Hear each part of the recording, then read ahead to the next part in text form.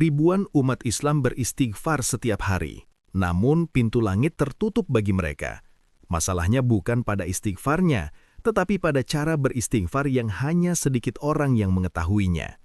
Barakallahu fikum saudara-saudaraku, hari ini saya akan mengungkap rahasia istighfar yang membuat para sahabat dibukakan pintu rizki yang tak pernah terbayangkan. Namun sebelum saya mulai, jika kalian ingin mendapat ilmu bermanfaat seperti ini, tekan tombol subscribe di channel Jalan Menuju Allah. Wallahi, kalian tidak akan menyesal. Salawat dulu untuk Nabi kita Muhammad SAW, kemudian dengarkanlah dengan hati kalian sebelum telinga kalian. Banyak dari kalian bertanya, "Wahai Ustadz, saya beristighfar ratusan kali setiap hari, tapi hidup saya tidak berubah. Hutang bertambah, pintu tertutup, kesempitan mencekik saya." Wallahi, masalahnya bukan pada istighfarnya, tetapi kalian tidak tahu rahasia yang Rasulullah SAW ajarkan kepada para sahabatnya. Dengarkan hadis ini baik-baik. Rasulullah SAW bersabda, "Barang siapa yang melazimkan istighfar, Allah akan membukakan jalan keluar dari setiap kesusahan, jalan keluar dari setiap kesempitan, dan memberinya rizki dari arah yang tidak disangka-sangka." 3 harta karun dalam satu hadis. Tapi perhatikan kata pertama, melazimkan, artinya menetapi dan berkomitmen. Sekarang izinkan saya bertanya, apa perbedaan antara kesusahan, alham, dan kesempitan, ad-dhiq? Kebanyakan orang menganggapnya sama, tetapi Nabi membedakan keduanya dengan hikmah yang agung.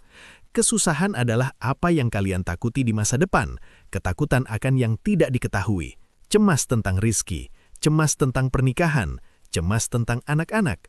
Sedangkan kesempitan adalah musibah yang menimpa kalian saat ini, penyakit, hutang, masalah yang sedang dihadapi. Istighfar mengobati keduanya, menghilangkan kecemasanmu tentang masa depan dan melepaskan kesempitanmu saat ini.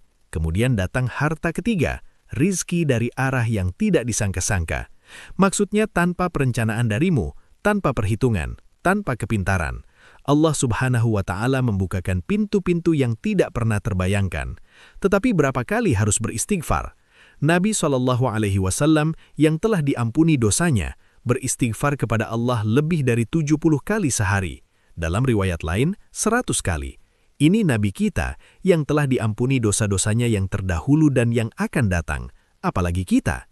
Buatlah wirid harian yang tidak kalian sia-siakan, 100 istighfar setiap hari. Ucapkan, Allahumma inni astaghfiruka wa atubu ilaik 100 kali. Berapa menit dari waktu kalian? Hanya 5 menit.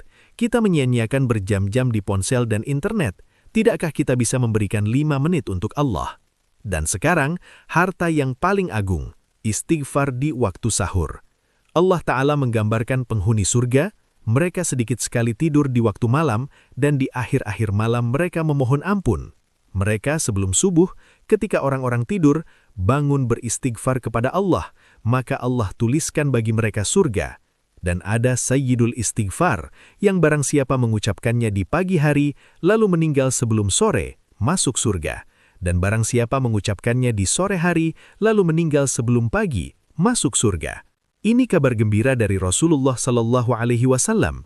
Saudara-saudaraku, istighfar bukan sekadar kata-kata yang diucapkan dengan lisan, tetapi kerendahan hati di hadapan Allah, pengakuan akan kekurangan, permohonan maaf kepada Yang Maha Pemurah.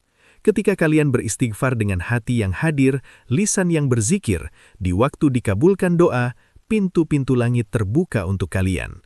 Akhirnya, jadikan hari ini sebagai awal yang baru. Komitmenlah dengan 100 istighfar setiap hari. Dan jika kalian mampu bangun sebelum subuh walau beberapa menit, beristighfarlah di waktu sahur. Wallahil azim, kalian akan melihat perubahan dalam hidup yang tidak pernah terduga. Kami memohon kepada Allah agar mengampuni kami dan kalian semua, dan memberi rizki kepada kami dan kalian dari arah yang tidak disangka-sangka. Allahumma amin.